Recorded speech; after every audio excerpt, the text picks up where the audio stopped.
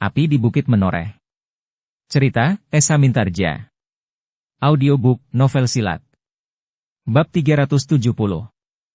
Dalam waktu singkat, Wirabledek telah mempersiapkan orang-orangnya. Mereka bersembunyi di balik gerumbul-gerumbul perdu dan di celah-celah batu padas di dekat lorong yang memotong jalan yang semula diperhitungkan akan dilalui iring-iringan dari padepokan itu. Sebagian bersembunyi di balik onggokan bebatuan dan rumpun-rumpun ilalang. Tetapi tempat persembunyian yang mereka siapkan dengan tergesa-gesa itu tidak sebaik jebakan yang telah mereka persiapkan dalam waktu yang cukup lama. Bahkan gumpalan-gumpalan batu padas yang siap diluncurkan. Sebenarnya lah selisih waktu mereka memang tidak lama. Seperti Wirabledek, maka para pemimpin tanah perdikan Menoreh dan Pegunungan Sewu pun mempunyai perhitungan yang cermat. Mereka pun mengira bahwa Ki Gede Kebolungit akan dengan tergesa-gesa memindahkan tempat yang akan dipergunakannya untuk menjebak iring-iringan itu. Agung Sedayu pun berpendapat bahwa mereka mempunyai sedikit waktu lebih dari iring-iringan pasukannya yang harus melingkar-lingkar. Sementara itu, Agung Sedayu masih harus tetap berjalan di depan. Meskipun mereka telah melampaui lintasan yang berbahaya itu, namun Agung Sedayu masih harus tetap berhati-hati, karena kemungkinan-kemungkinan yang tidak terduga akan dapat terjadi. Dengan kemampuannya mempergunakan ilmu Sabta Pandulu, maka Agung Sedayu yang masih berada di tempat yang agak jauh dari persembunyian orang-orang yang menghadangnya, ternyata mampu melihat seseorang yang bergeser dari belakang sebuah gerumbul perdu ke gerumbul yang lain. Agung Sedayu menarik nafas dalam-dalam. Ia telah memerintahkan salah seorang penghubung untuk memberikan laporan kepada Ki Gede. Perintah khusus bagi Gelagah Putih adalah jangan terpisah dari Ki Gede. Penghubung itu pun segera melaksanakan tugasnya. Dilaporkannya kepada Ki Gede apa yang telah dilihat oleh Agung Sedayu serta semua pesan-pesannya, serta perintah khusus bagi Gelagah Putih. Ki Gede mengangguk-angguk. Penghubung itu pun telah diperintahkan pula langsung menemui Ki Demang Selagilang. Dalam pada itu Prastawa pun segera memerintahkan untuk menghubungi para pemimpin kelompok. Masing-masing harus ada pada tugasnya. Pasukan yang mencegat perjalanan mereka itu tentu akan berusaha untuk berhubungan dengan para tawanan. Mereka akan membakar hati para tawanan untuk bertempur habis-habisan. Karena itu, maka mereka yang bertugas untuk mencegah mereka berhubungan dengan para tawanan harus segera menempatkan diri. Sementara itu, mereka yang bertugas untuk menguasai para tawanan pun harus bersiap-siap menghadapi segala kemungkinan. Kita harus menguasai keadaan, apapun yang terjadi, perintah Prastawa kepada para pemimpin kelompok. Namun dalam pada itu, laporan Agung Sedayu lewat penghubung itu sama sekali tidak berpengaruh atas gerak maju seluruh iring-iringan. Agung Sedayu dan sekelompok pengawal masih tetap berjalan di paling depan. Namun jarak antara kelompok khusus yang dipimpin Agung Sedayu itu dengan seluruh pasukan menjadi semakin dekat. Sementara itu, orang-orang yang menunggu di balik gerumbul-gerumbul perdu, di balik batu-batu padas dan rumpun ilalang, telah pula melihat iring-iringan yang datang. Namun Wirabledek justru menjadi ragu-ragu. Ternyata yang akan dihadapi adalah satu kekuatan yang sangat besar. Apakah orang-orangnya yang sedikit itu akan mampu memecahkan pertahanan para pengawal dan mencapai para tawanan? Sementara itu mereka belum tahu di mana para tawanan itu ditempatkan. Tetapi seperti Ki Gede Kebolungit, maka Wirabledek memang berharap bahwa ia hanya akan menyalakan api saja, sementara iring-iringan itu telah membawa minyak di dalamnya. Tanpa mendapat perintah lagi, orang-orang Wirabledek dan sisa pengikut Ki Gede Kebolungit itu pun telah bersiap. Orang-orang Wirabledek adalah orang-orang yang terbiasa melakukan pekerjaan tanpa perlu mendapat perintah langsung di setiap kali mereka melakukannya. Ki Gede Kebolungit pun menggeram melihat pasukan yang mendatang itu. Ketika ia melihat Wirabledek yang ada di dekatnya menjadi tegang, ia pun berkata, "Jangan cemas. Orang-orangmu adalah orang-orang yang terbiasa melakukan kekerasan tanpa harus mempertimbangkan tata krama peperangan. Karena itu, maka orang-orang Mataram itu tentu kan terkejut. Tetapi jumlah kita terlalu sedikit dibandingkan dengan seluruh pasukan itu," jawab Wirabledek. "Kau gila. Separuh dari iring-iringan itu adalah tawanan," jawab Ki Gede Kebolungit. Wirabledek hanya mengangguk-angguk saja. Namun ia masih saja menganggap kekuatan yang akan dihadapi adalah kekuatan yang besar. Hampir di luar sadarnya Wirabledek memperhatikan orang-orangnya yang ada di belakang pohon-pohon perdu, rumpun-rumpun ilalang dan batu-batu padas. Orang-orangku juga cukup banyak, gumam Ki Wirabledek untuk membesarkan hatinya sendiri. Namun kemudian ia mengeluh. Tetapi sisa-sisa orang Kebolungit sama sekali tidak akan berdaya menghadapi pasukan itu. Ketika iring-iringan itu menjadi semakin dekat, maka Wira Beledek pun mengumpat melihat sekelompok pengawal yang berada di depan iring-iringan itu. Sekelompok pengawal yang tentu orang-orang pilihan. Betapa sombongnya orang-orang yang berjalan di depan pasukan itu, berkata Wira Beledek. Dengan demikian maka Wira Beledek terpaksa berpikir. Orang-orangnya tidak boleh terlibat dalam pertempuran melawan kelompok yang terpisah itu seluruhnya. Yang lain harus tetap berlindung dan menyergap iring-iringan itu.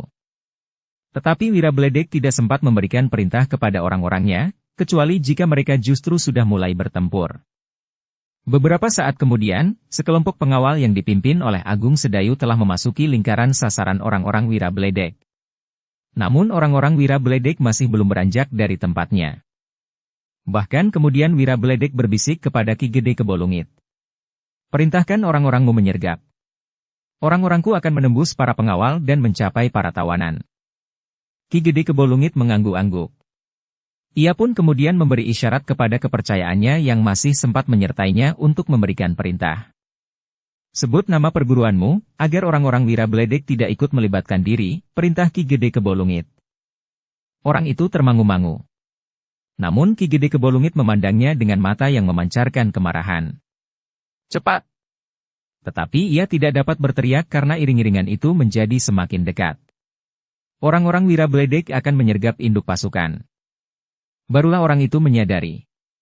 Karena itu, ketika sekelompok pengawal menjadi semakin dekat, maka orang itu tiba-tiba saja bangkit berdiri sambil berteriak. Heh, orang-orang Padepokan Kebolungit, hancurkan kelompok ini! Sisa-sisa pengikut Ki Gede Kebolungit segera berloncatan dari balik gerumbul-gerumbul liar. Dengan garangnya mereka menyerang sambil berteriak-teriak kasar. Agung Sedayu dan para pengawal yang menyerangnya sama sekali tidak terkejut karenanya. Mereka sudah mengira bahwa mereka akan disergap di tempat itu, sebelum mereka turun ke jalan yang lebih besar. Tetapi lorong sempit itu tidak dibatasi oleh dinding-dinding yang sulit ditembus, sehingga di tempat terbuka itu para pengawal dapat bertempur dengan garis perang yang melebar, meskipun harus berada di medan yang berbatu-batu dan batu-batu padas yang teronggok di sana-sini. Pohon-pohon perdu liar dan rumpun-rumpun ilalang. Namun di tempat itu kedua belah pihak mempunyai kesempatan yang sama. Pasukan Tanah Perdikan menoreh dan Pegunungan Sewu tidak akan terjebak di tempat yang bagaikan terkurung, sementara batu-batu padas berguguran menimpa kepala mereka. Dalam pada itu, para pengikut Wira Beledek memang menjadi ragu-ragu. Mereka belum melihat Wira Beledek sendiri bangkit dan ikut menyerang. Yang mereka lihat adalah sisa-sisa pengikut Ki Gede Kebolungit. Namun orang-orang yang berpengalaman itu pun segera tanggap. Tugas mereka adalah menyerang lambung iring-iringan itu tepat pada barisan para tawanan. Sementara Agung Sedayu dan kelompoknya bertempur, maka iring-iringan itu berjalan terus. Iring-iringan itu seakan-akan tidak mempedulikan pertempuran yang berlangsung. Namun agaknya para pengawal dengan cepat mampu mendesak mereka. Yang tertegun adalah Agung Sedayu. Ia tidak melihat Ki Gede Kebolungit ada di antara mereka. Karena itu, maka Agung Sedayu pun segera memerintahkan kepercayaannya untuk memimpin kelompok itu. Jika Ki Gede Kebolungit hadir di sini, beri aku isyarat dengan suitan 3 kali berturut-turut, pesan Agung Sedayu. Aku akan mengawasi iring-iringan itu berjalan melalui lingkaran sasaran mereka. Aku yakin, masih ada orang lain yang bersembunyi. Pemimpin kelompok pengawal khusus itu pun mengangguk. Ia menyadari tanggung jawab yang dibebankan kepadanya. Namun itu adalah salah satu dari kewajiban yang harus dipikulnya. Sejenak kemudian maka Agung Sedayu pun telah berdiri di garis perjalanan iring-iringan yang memasuki lingkaran sasaran. Tetapi orang-orang Wira Beledek tidak segera menyerang mereka. Sementara itu para pengikut Ki Gede Kebolungit yang tersisa telah bertempur menebar. Mereka memang memancing para pengawal untuk berkisar dari garis perjalanan iring-iringan itu. Namun orang-orang Wira Beledek itu tidak dapat bersembunyi dari penglihatan Agung Sedayu. Meskipun mereka berusaha untuk berada di belakang gerumbul-gerumbul perdu yang rimbun, rumpun-rumpun ilalang atau di belakang batu-batu padas, namun Agung Sedayu telah melihat sebagian dari mereka.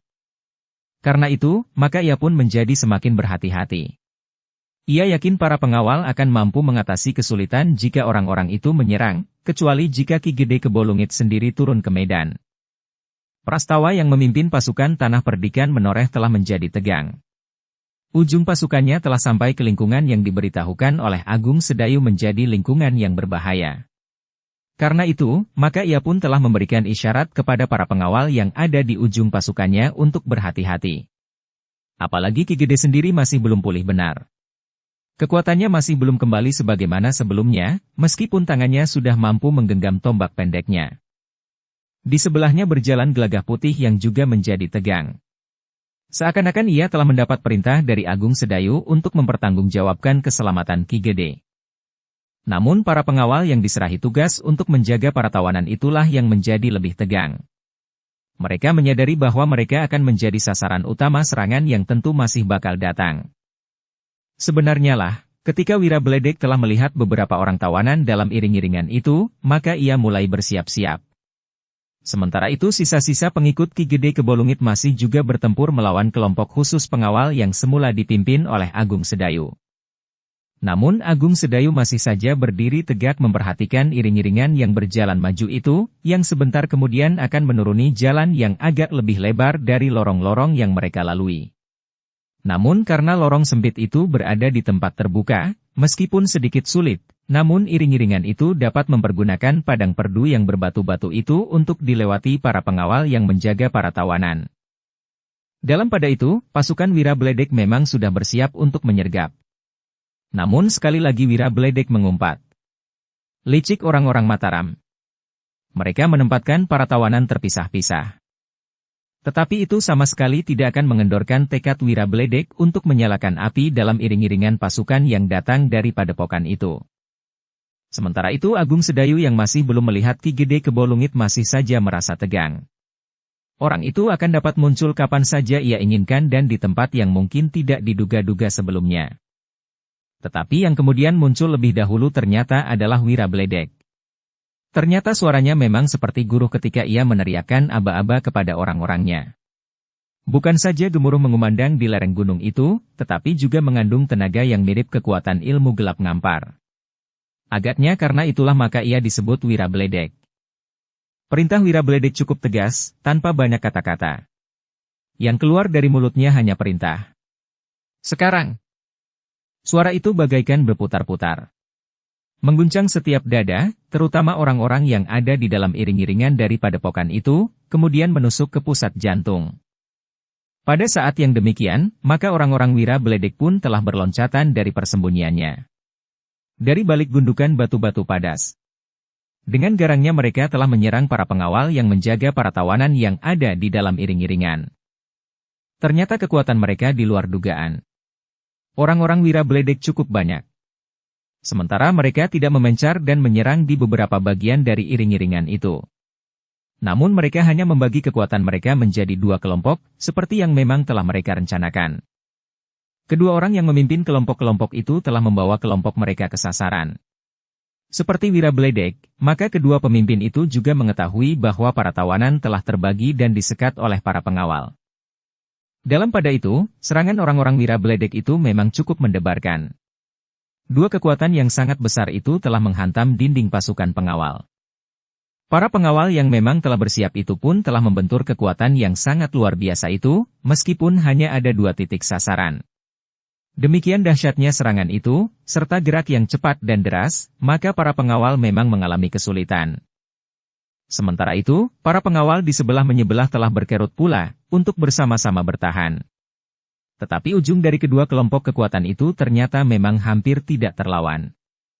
Sebenarnya lah kedua kelompok kekuatan para pengikut Wirabledek itu benar-benar sulit untuk ditahan. Keduanya menusuk seperti lembing yang dilontarkan oleh kekuatan yang tidak tertahan. Ternyata yang ada di ujung kekuatan di kelompok yang satu adalah Wirabledek sendiri. Sedangkan yang ada di kelompok lain adalah orang kedua dari kekuatan Wirabledek. Agung Sedayu memang menjadi termangu-mangu. Ada niatnya untuk meloncat, ikut menahan kekuatan yang besar itu. Namun ia masih saja mengingat Ki Gede Kebolungit yang tentu ada di tempat itu pula.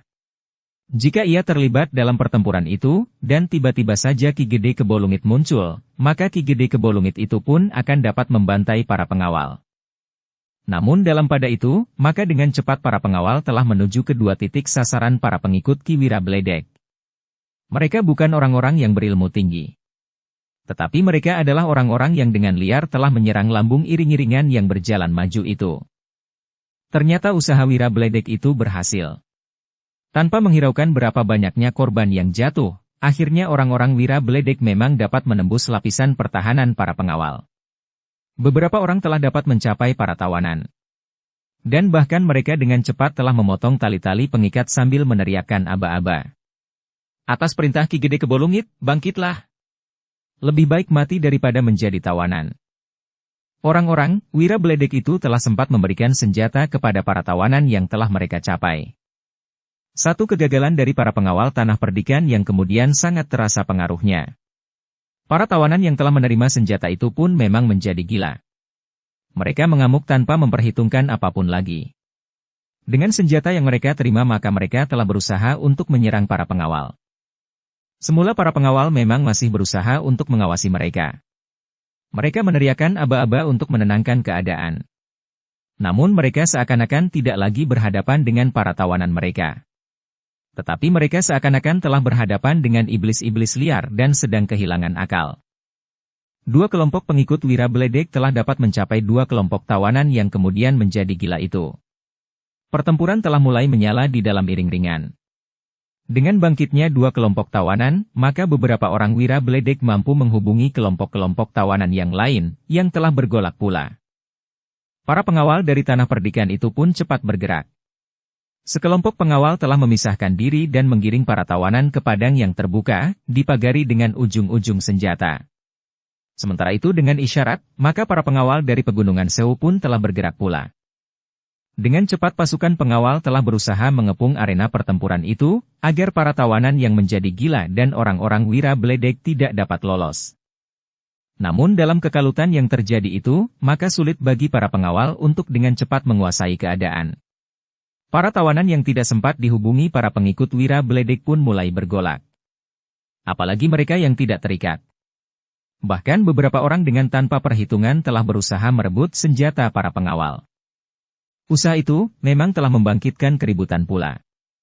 Meskipun para pengawal berusaha cepat menguasai para tawanan, namun beberapa orang memang sempat menumbuhkan keributan sehingga korban pun makin berjatuhan.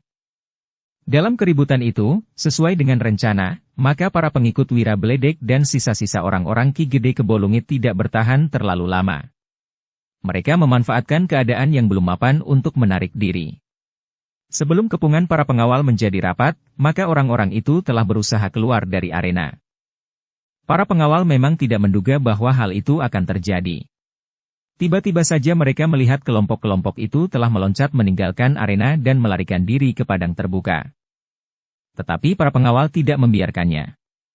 Para pengawal yang merasa gagal membentengi para tawanan itu menjadi marah. Terutama mereka yang telah bertempur dengan para pengikut Ki Gede Kebolungit yang tersisa. Para pengawal Tanah Perdikan menoreh dan para pengawal dari Pegunungan Sewu adalah pengawal-pengawal yang untuk beberapa lama berada di peperangan. Sejak mereka memasuki kota Madiun, kemudian di padepokan Ki Gede Kebolungit, sehingga kemudian saat-saat mereka kembali ke Madiun, telah sangat mempengaruhi jiwa mereka. Beberapa orang kawan bahkan sahabat-sahabat yang terdekat telah terbunuh. Karena itu, maka darah mereka pun dengan cepat pula telah mendidih. Ketika para tawanan itu tiba-tiba mengamuk serta menjatuhkan beberapa korban lagi, maka para pengawal pun sebagian telah kehilangan pengamatan diri. Seperti juga para tawanan, maka mereka pun seakan-akan tidak lagi mempunyai perhitungan. Senjata mereka adalah satu-satunya tempat untuk menumpahkan gejolak jantung mereka. Dalam pada itu, Wira Bledek yang merasa dirinya berhasil, ternyata masih juga harus melihat kenyataan yang lain. Para pengawal tidak begitu saja melepaskannya meninggalkan medan. Meskipun terjadi pergolakan yang sengit karena para tawanan yang bangkit untuk mengadakan perlawanan, namun sebagian para pengawal sama sekali tidak membiarkan orang-orang yang telah menuangkan lumpur ke wajah para pengawal itu untuk lari. Agung Sedayu ternyata menjadi sangat marah. Ia telah menghindari jebakan yang dipasang oleh Ki Gede Kebolungit. Ia pun menyadari sepenuhnya bahwa iring-iringannya akan melewati sekelompok orang yang akan mengacaukan iring-iringan itu dengan berusaha membakar harga diri para tawanan. Namun ternyata pasukannya masih juga gagal mempertahankan dinding yang membentengi para tawanan itu. Kemarahan itu ternyata telah meledak. Agung Sedayu sendiri ternyata telah ikut mengejar orang-orang yang melarikan diri. Yang menjadi sasarannya adalah orang yang memegang pimpinan dari sekelompok orang itu, yang ternyata bukan Ki Gede Kebolungit. Sementara itu, Agung Sedayu mempercayakan keselamatan Ki Gede Menoreh kepada Gelagah Putih dan beberapa orang pengawal yang terpercaya. Ki Gede Menoreh sendiri bukannya tidak berdaya sama sekali. Keadaannya sudah berangsur baik, sehingga ia akan dapat menjaga dirinya sendiri. Sementara Gelagah Putih akan mampu menahan Ki Gede Kebolungit berbareng dengan beberapa orang pengawal pilihan. Wira Bledek memang menjadi berdebar-debar. Ia mengira bahwa kekalutan yang terjadi akan merampas semua perhatian para pengawal. Namun ternyata sebagian dari para pengawal itu telah mengejar mereka. Ketika Wira Bledek kemudian melihat bahwa pengawal yang mengejar mereka tidak terlalu banyak, maka ia pun telah menjadi berbesar hati. Ia justru akan dapat menambah korban di antara para pengawal. Aku akan menghancurkan mereka sampai lumat, geram Wira Bledek yang kemudian justru memberi isyarat kepada para pengikutnya untuk memberikan perlawanan. Jangan dikenai senjata di punggung. Bersiaplah untuk membunuh, teriak Wira Bledek. Terdengar siutan nyaring. Beberapa orang pengikutnya telah memberi isyarat kepada kawan-kawannya yang memang agak memencar untuk berhenti dan bersama-sama menghadapi para pengawal yang mengejar mereka. Para pengawal sama sekali tidak sempat menghitung lagi dengan berapa orang mereka mengejar. Kemarahan benar-benar telah membakar jantung mereka, sehingga penalaran mereka tidak sempat berjalan wajar. Bahkan seandainya pengawal itu datang seorang diri pun, ia tidak akan surut. Sejenak kemudian, para pengawal yang mengejar Wira Bledek itu telah saling berhadapan dengan orang-orang yang dikejarnya, yang ternyata berhenti menyongsong mereka. Tetapi para pengawal tidak sempat berhenti untuk memperhitungkan kekuatan mereka. Dendam telah membara di dalam dada mereka, sehingga mereka tidak lagi berpijak kepada paugeran yang manapun juga. Wira Bledek yang mempunyai pengalaman yang sangat luas itu memang terkejut melihat sikap para prajurit. Ia sadar bahwa para prajurit itu telah dicengkam oleh kemarahan yang sangat. Karena itu, maka ia pun harus membangkitkan tekad orang-orangnya agar tidak menjadi gentar. Karena itu, maka Wira Bledek itu pun berteriak.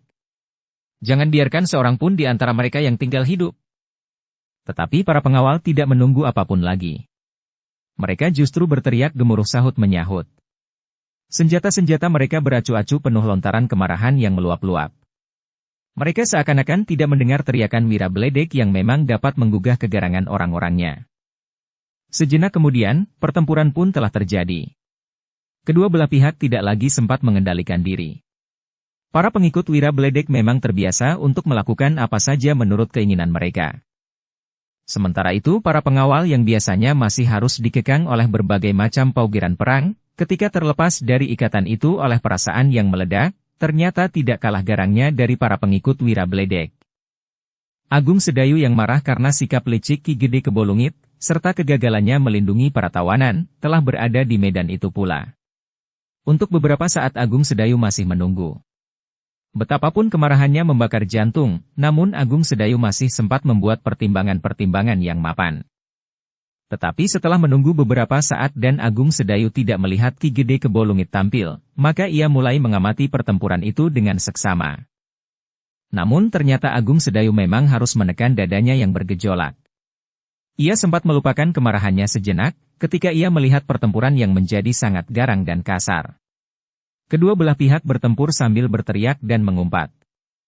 Tetapi Agung Sedayu terkejut ketika ia melihat pemimpin dari sekelompok orang yang telah menyergap iring-iringan itu telah melibatkan dirinya dan dengan kasar membantai pengawal yang telah berani menyerangnya.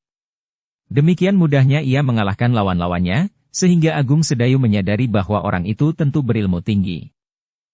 Karena itu maka Agung Sedayu tidak menunggu lebih lama lagi, sebelum orang itu memakan korban semakin banyak dari antara para pengawal.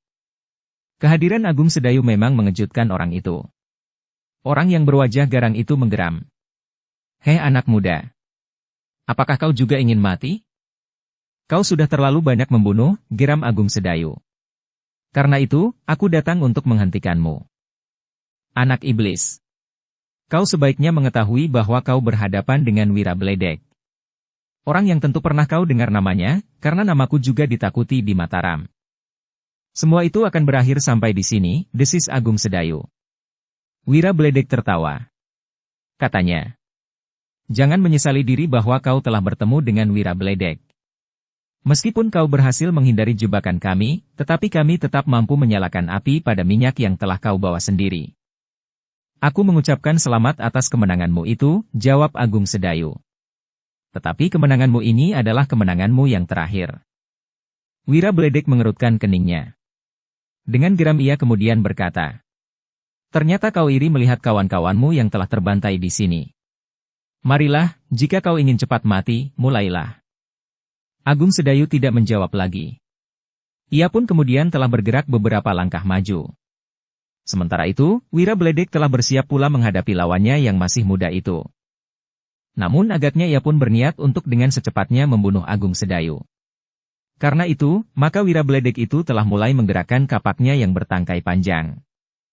Agung Sedayu mengerutkan dahinya ketika ia melihat bahwa di lambung Wirabledek juga terselip pedang pendek. Sedangkan sebuah pisau belati berada di lambungnya yang lain. Di lehernya melingkar rantai baja yang agaknya dapat dipergunakan sebagai senjata pula. Dengan berbagai senjata yang dibawanya, maka Agung Sedayu menilai bahwa orang itu memiliki kemampuan bermain senjata dengan sangat baik. Bahkan segala macam senjata. Menghadapi orang itu, Agung Sedayu tidak mau kehilangan kesempatan. Karena itu, maka ia pun segera mempersiapkan cambuknya. Demikian kapak lawannya mulai berputar, maka ujung cambuk Agung Sedayu pun mulai bergetar. Dalam pada itu, maka para pengawal dan para pengikut Wirabledek masih saja bertempur dengan kasarnya. Tidak ada orang yang berpikir untuk menundukkan lawannya. Tetapi setiap orang berniat untuk membunuh lawannya. Dengan demikian maka pertempuran itu pun merupakan pertempuran yang paling kasar yang pernah dilakukan oleh para pengawal dari tanah perdikan yang sangat marah itu. Sementara itu, kapak Wirabledek pun telah berdesing. Sabetan mata kapaknya bagaikan meninggalkan pantulan cahaya matahari yang lengkung seperti pelangi. Agung Sedayu memang terkejut karenanya. Ayunan kapak itu tentu demikian cepatnya membelah udara. Tetapi kapak itu tidak menyentuh tubuh Agung Sedayu. Ketika kapak itu kemudian terayun kembali, maka Agung Sedayu bergeser surut. Demikian kapak itu menyambar sejengkal di depan dadanya, maka Agung Sedayu telah mengerahkan cambuknya. Agung Sedayu memang belum bersungguh-sungguh. Ia sekedar menggapai kedua kaki Wirabledek.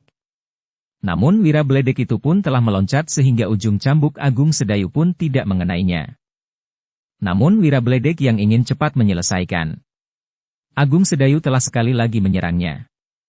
Mata kapak itu langsung mengarah ke leher anak muda itu. Tetapi ternyata Wirabledek terkejut ketika ia melihat Agung Sedayu yang memiliki ilmu yang dapat membuat tubuhnya seakan-akan jauh menjadi lebih ringan itu, bagaikan terbang beberapa langkah surut. Namun Wirabledek tidak melepaskannya.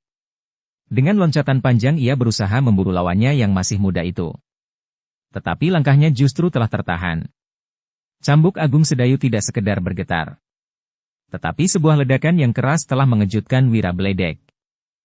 Wirabledek terkejut bukan kepalang. Jerat itu begitu kuatnya mencekam pergelangannya. Bahkan kemudian satu tarikan yang keras sekali telah merenggut kapaknya dari tangannya. Setan kau, geram Wirabledek. Kau telah membuat aku terkejut. Tetapi permainan cambuk seperti itu dilakukan anak-anak di tempat tinggalku. Mereka naik kuda-kuda yang dibuatnya dari pelepah pisang. Namun kemudian ledakan cambuk mereka jauh lebih keras dan lebih menggetarkan jantung daripada bunyi cambukmu. Belum lagi Wirabledek mengatupkan bibirnya. Agung Sedayu telah menghentakkan cambuknya sekali lagi. Tidak lagi meledak dan mengejutkan telinga. Suaranya jauh lebih lambat dari ledakan sebelumnya. Namun di luar sadarnya Wirabledek berkata, "Jadi kau bersungguh-sungguh? Tetapi bagaimanapun juga aku sama sekali tidak gentar terhadap cambukmu itu." Agung Sedayu tidak menjawab. Pertempuran yang sengit di sekitarnya telah mendorongnya untuk segera menyelesaikan lawannya, sebagaimana yang ingin dilakukan oleh Wirabledek. Dengan demikian, maka sejenak kemudian pertempuran pun telah berlangsung lagi dengan cepatnya. Kemampuan Wirabledek dalam ilmu senjata memang mengagumkan.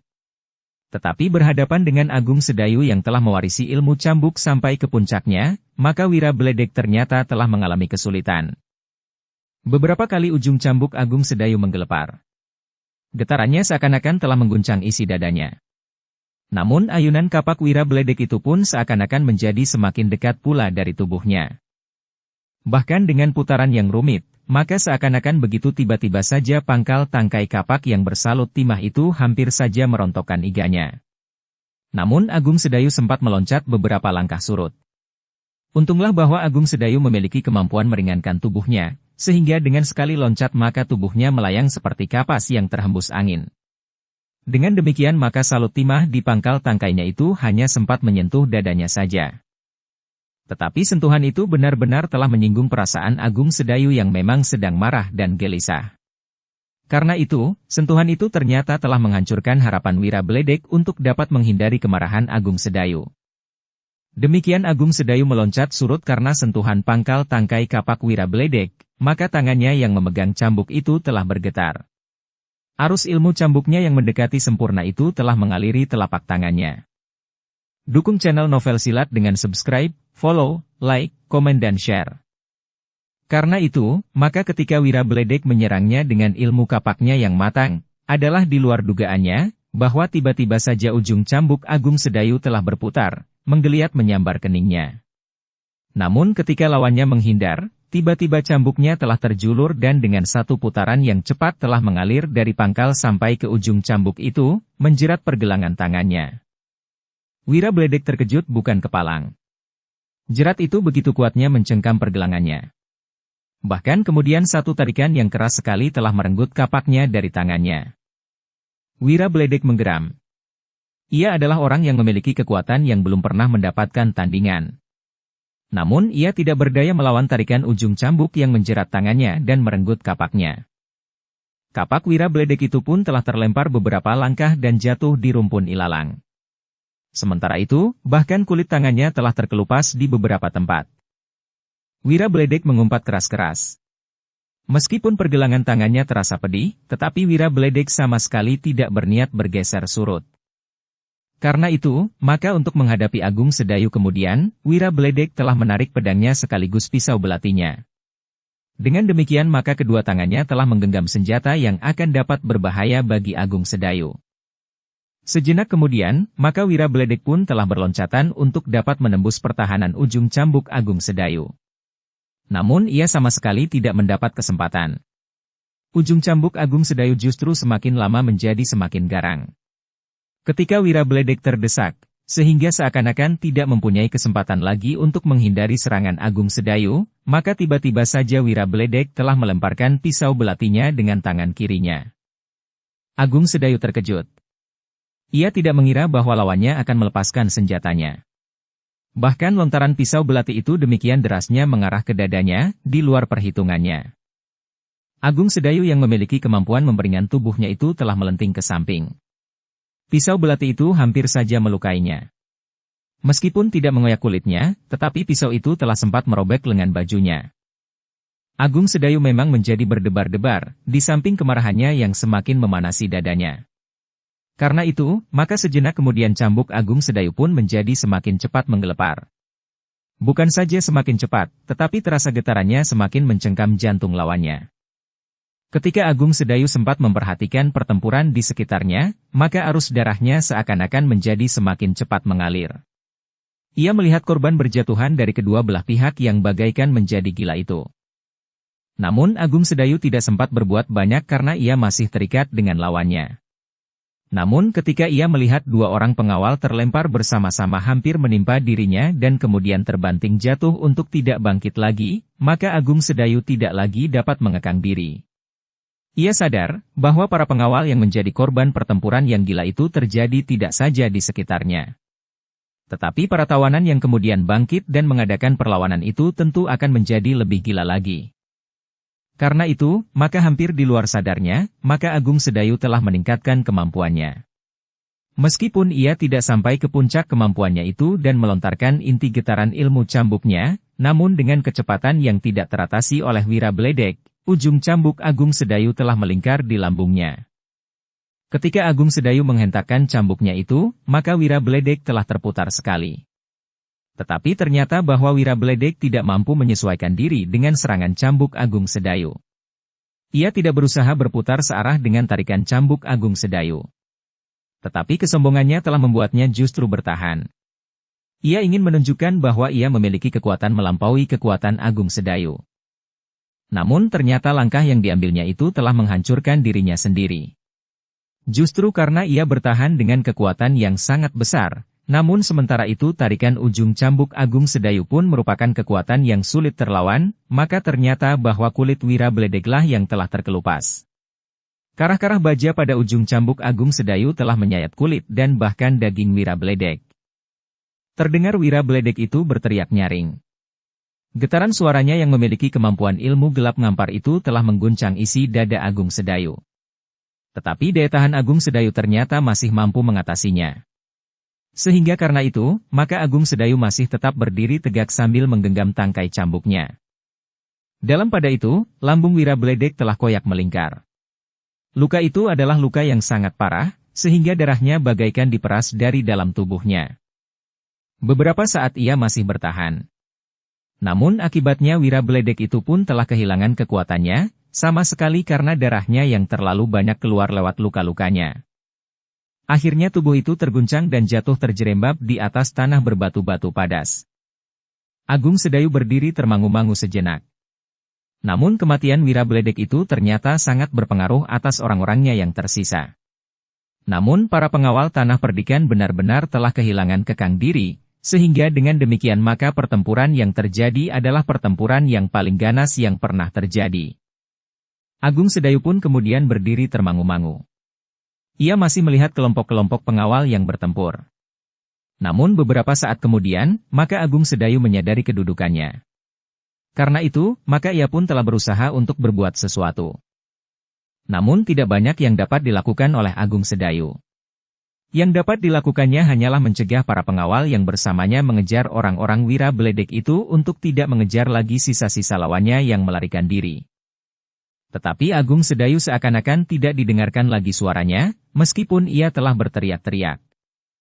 Pertempuran itu akhirnya memang berhenti. Namun yang nampak di bekas medan itu benar-benar telah menggetarkan setiap jantung. Dengan kepala tunduk dan langkah yang lesu, Agung Sedayu kembali ke iring-iringan pasukan tanah perdikan menoreh dan pegunungan kidul yang masih terhenti. Jantungnya terasa berdebar semakin cepat ketika ia melihat Ki Gede menoreh berdiri tegak di sebelah Gelagah Putih dan Ki Demang Selagilang. Beberapa langkah di depan mereka, Prastawa berdiri termangu-mangu. Pedangnya masih basah oleh darah. Kehadiran Agung Sedayu telah melengkapi suasana yang tegang di bekas arena pertempuran itu. Sebagaimana kau lihat Agung Sedayu, desis Ki Gede. Agung Sedayu menarik nafas dalam-dalam. Ketika ia memandang beberapa orang pemimpin kelompok yang ada di sekitarnya, maka mereka pun telah menundukkan kepalanya. Kita semuanya bagaikan kerasukan iblis, berkata Ki Gede. Kita telah kehilangan pribadi kita masing-masing. Agung Sedayu mengangguk kecil. Katanya.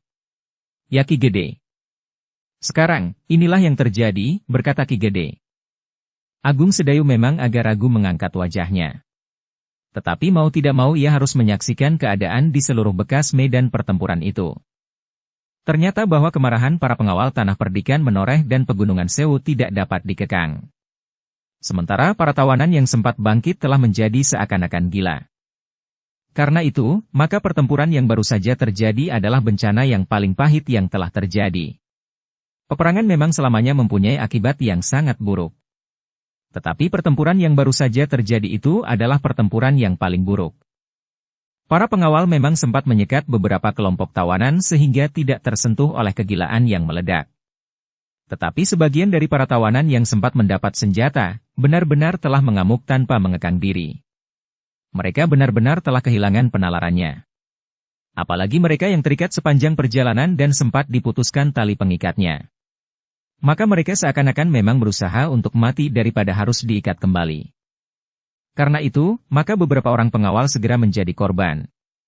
Namun akibatnya, para pengawal pun telah mengamuk pula seperti para tawanan.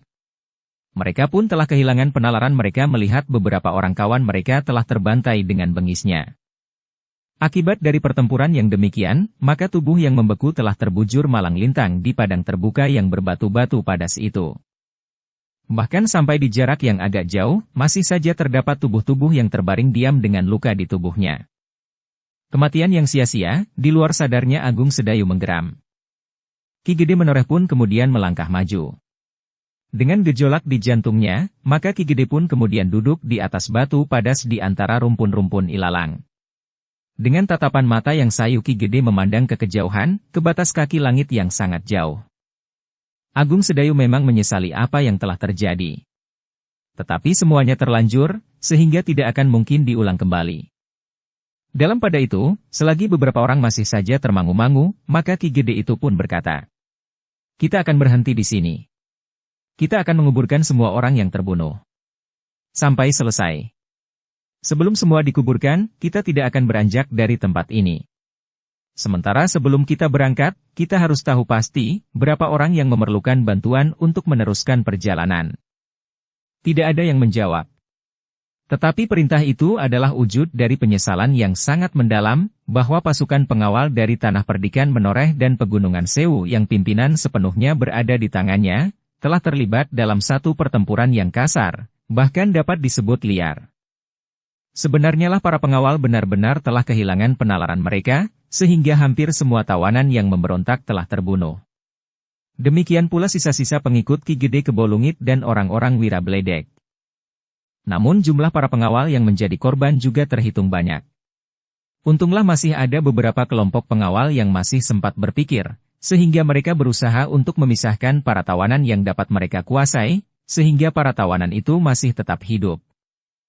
Yang kemudian dilakukan oleh para pengawal dan para tawanan yang tersisa adalah mengumpulkan mayat yang berserakan di antara batu-batu padas, di sela-sela rumpun-rumpun ilalang dan di balik gerumbul-gerumbul perdu.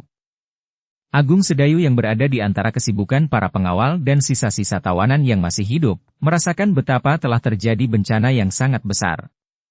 Nilai-nilai kemanusiaan seolah-olah tidak lagi berlaku. Yang kemudian berbicara bukan lagi dikendalikan oleh budi, tetapi nafsu yang mengalir lewat ujung-ujung senjata. Semakin banyak ia melihat, maka rasa-rasanya jantung Agung Sedayu menjadi semakin cepat berdetak. Penyesalan yang dalam menggelepar di dalam dadanya. Ketika Gelagah Putih kemudian berdiri di sampingnya, maka terdengar Agung Sedayu berdesah. Gelagah Putih tidak mengatakan sesuatu. Ia tahu perasaan apa yang bergejolak di dalam dada kakak sepupunya. Bukan saja Agung Sedayu yang menyesali kejadian itu. Tetapi semua pemimpin pasukan pengawal Tanah Perdikan Menoreh dan Pegunungan Sewu. Selain korban dari antara para pengawal bertambah banyak, juga ternyata bahwa mereka telah melakukan pembunuhan tidak terkendali. Agung Sedayu memandang ke arena tempat ia membunuh Wirabledek. Beberapa orang pengawal dan beberapa orang tawanan dalam pengawasan yang kuat tengah mengumpulkan orang-orang yang telah terbunuh. Namun satu hal yang masih saja dipikirkan oleh Agung Sedayu adalah bahwa Ki Gede Kebolungit ternyata tidak tampil di peperangan itu. Mungkin ia memang tidak ada di sekitar arena pertempuran itu, tetapi mungkin ia memang sengaja bersembunyi dan kemudian diam-diam melarikan diri. Yang tidak kalah pentingnya adalah para petugas yang harus menyediakan perbekalan. Mereka tidak lagi mempunyai persediaan cukup banyak. Karena itu, maka untuk persediaan makan para prajurit dan pengawal, para petugas perbekalan harus melakukan penghematan sejauh-jauhnya. Namun para pengawal dari Tanah Perdikan dan Pegunungan Sewu menyadari sepenuhnya akan hal itu. Dengan demikian maka mereka akan menerima apa adanya. Meskipun mereka harus bekerja keras, namun pada hari itu, mereka tidak dapat makan cukup sebagaimana hari-hari sebelumnya. Adalah kebetulan bahwa tidak terlalu jauh dari padang terbuka itu terdapat hutan bambu liar. Namun dalam hutan bambu apus dan bambu ulung itu terdapat banyak rebung yang baru tumbuh. Rebung-rebung bambu itu ternyata dapat membantu para petugas perbekalan untuk menyiapkan makan para pengawal. Sedikit nasi diganjal dengan rebung bambu yang juga dapat membuat perut kenyang. Para pengawal tidak peduli, rebung itu telah menjadi masakan jenis apapun. Asal saja terasa di dalamnya asinnya garam dan sedikit manisnya gula. Namun para petugas perbekalan merasa sedikit lega bahwa para pengawal telah menerima dan makan masakan rebung mereka tanpa memberikan banyak keluhan. Hari itu diwarnai dengan wajah-wajah murung dan penyesalan. Tetapi juga kerja keras menggali lubang-lubang kubur untuk kawan dan lawan. Beberapa orang tawanan telah dipekerjakan pula membantu menggali lubang-lubang buat kawan-kawan mereka yang jumlahnya sempat mendirikan bulu-bulu tengkuk. Ketika malam turun, maka obor-obor pun terpasang. Penjagaan diperketat di seluruh penjuru. Karena setiap saat dapat saja sekelompok orang merangkak memasuki lingkungan perkemahan yang terbuka itu dan kemudian melakukan tindakan-tindakan gila sebagaimana dilakukan para tawanan, sehingga memancing para pengawal untuk melakukan hal yang sama. Sementara itu, beberapa orang masih saja sibuk menyelesaikan tugas mereka. Namun ada pula di antara para pengawal yang sudah terbaring karena kelelahan. Ki Gede sendiri masih saja duduk di atas batu padas. Sekali-sekali Prastawa yang cemas melihat keadaan pamannya itu mempersilahkannya untuk beristirahat. Namun Ki Gede masih selalu menjawab, "Beristirahatlah dahulu. Aku masih belum merasa letih." Agung Sedayu, Gelagah Putih dan Ki Demang Selagilang juga telah mempersilahkannya. Namun jawabnya sama saja. Agaknya Ki Gede benar-benar menyesali peristiwa yang baru saja terjadi. "Kita tidak dapat mencegahnya," berkata Agung Sedayu. "Dorongan itu begitu kuat, karena kita mengalami desakan yang tidak terelakkan." Ki Gede menarik nafas dalam-dalam. Sementara itu, Ki Demang Selagilang berkata, "Betapapun kita menyesalinya, namun kita tidak boleh terbenam dalam keadaan yang tidak berujung. Kita harus dapat menempatkan diri kita, mengatasi bencana yang mencengkam perasaan kita." Ki Gede mengangguk-angguk. Namun dengan nada rendah ia berkata, "Aku mengerti. Tetapi biarkan aku di sini untuk beristirahat." "Ki Gede memerlukan istirahat yang lebih baik daripada duduk di sini," berkata Ki Demang Selagilang. "Di mana-mana sama saja. Kita akan berada di tempat yang terbuka. Embun akan membasahi kita, sementara kita akan tetap menghirup udara yang basah ke dalam dada kita. Tetapi Ki Gede dapat berbaring di tempat yang lebih hangat," berkata Ki Demang. "Bukankah aku dan orang-orang lain ini tidak ada bedanya? Jika kalian mencemaskan aku, kenapa kalian tidak mencemaskan orang lain, dan bahkan diri kalian sendiri?" bertanya Ki Gede. Ki Demang Selagilang hanya dapat menarik nafas dalam-dalam. Agung Sedayu, Gelagah Putih dan Prastawa memang tidak dapat berbuat banyak. Karena itu, maka mereka pun telah beringsut beberapa langkah dan duduk pula di atas batu-batu padas, sementara Ki Demang Selagilang duduk tidak jauh dari Ki Gede yang masih saja merenung. Menjelang tengah malam, barulah semua pekerjaan selesai. Orang-orang yang letih serta basah oleh keringat dan kotor karena tanah berbatu padas yang melekat, ada yang tidak sempat mencuci tubuh mereka di parit yang mengalir di sela-sela batu-batu padas. Begitu letihnya tubuh mereka, sehingga begitu mereka selesai dengan tugas mereka, maka mereka pun langsung menjatuhkan diri di atas rerumputan. Tetapi ketika perut mereka terasa lapar, maka mereka terpaksa untuk setidak-tidaknya mencuci tangan dan muka sebelum mereka makan. Para pengawal dan para tawanan itu harus menerima kenyataan bahwa mereka tidak mendapat bagian nasi sehingga kenyang. Mereka hanya mendapat nasi beberapa suap. Namun kemudian mereka dipersilahkan makan rebung bambu seberapa mereka kehendaki, karena rebung bambu itu dapat diambil sebanyak diperlukan di hutan bambu yang tidak terlalu jauh dari perkemahan mereka. Sementara itu beras yang tersisa hanya diperuntukkan esok pagi-pagi menjelang dini sebelum mereka berangkat melanjutkan perjalanan. Itu pun hanya beberapa suap pula seperti yang mereka terima malam itu, yang akan mereka makan dengan rebung pula. Beberapa orang pengawal sempat menemukan rumpun-rumpun jamur so yang berwarna kehitam-hitaman. Namun yang tidak cukup banyak untuk sekelompok pengawal, sehingga hanya beberapa orang saja yang ikut sibuk di dapur untuk memasak jamur so dengan bumbu berambang salam, dibungkus daun pisang yang mereka dapatkan tumbuh liar di padang terbuka itu, kemudian dimasukkan ke dalam abu panas di bawah perapian. Pepes jamur so akan menjadikan orang-orang yang hidup di kota pun mau membeli dengan harga yang mahal. Tetapi jamur so memang jarang-jarang diketemukan dan tidak mudah untuk sengaja ditanam. Namun orang-orang itu sedikit kecewa bahwa yang mereka makan kemudian hanya sedikit nasi dan yang terbanyak adalah rebung-rebung, sehingga mereka kurang dapat menikmati jamur so mereka. Malam pun kemudian berlalu dengan lamban. Akhirnya Ki Gede pun bersedia untuk beristirahat dengan berbaring di atas tikar rangkap. Meskipun terasa dinginnya embun malam hari, tetapi Ki Gede sempat pula tidur beberapa saat. Demikian pula para pemimpin yang lain serta para pengawal, selain mereka yang memang bertugas sengaja ditanam. Jauh sebelum dini, para petugas di dapur telah terbangun dan menyiapkan makan para pengawal. Beras yang sedikit yang hanya sempat dibawa dengan kuda beban, adalah butir-butir terakhir dari perbekalan mereka. Demikianlah, menjelang fajar semuanya telah bersiap. Para pengawal sempat melihat gundukan-gundukan tanah yang merah di antara batu-batu padas, rumpun-rumpun ilalang dan gerumbul-gerumbul perdu. Mereka telah memberikan tanda pada kuburan para pengawal yang dipisahkan dari para tawanan dan para pengikut Wira Bledek dan Ki Gede Kebolungit. Namun satu hal yang harus diingat oleh Agung Sedayu dan para pengawal dari Tanah Perdikan Menoreh dan Pegunungan Sewu, bahwa Ki Gede Kebolungit masih belum tertangkap. Ia dapat saja setiap saat muncul di Tanah Perdikan Menoreh atau di Pegunungan Sewu. Namun sasaran utama Ki Gede Kebolungit tentu Agung Sedayu dari Tanah Perdikan Menoreh. Persoalannya kemudian tentu sudah terpisah dari persoalan antara Mataram dan Madiun, atau persoalan antara Madiun dan Padepokan Ki Gede Kebolungit. Persoalannya kemudian adalah dendam antara Ki Gede Kebolungit kepada anak yang masih dianggapnya terlalu muda untuk dapat mengalahkannya.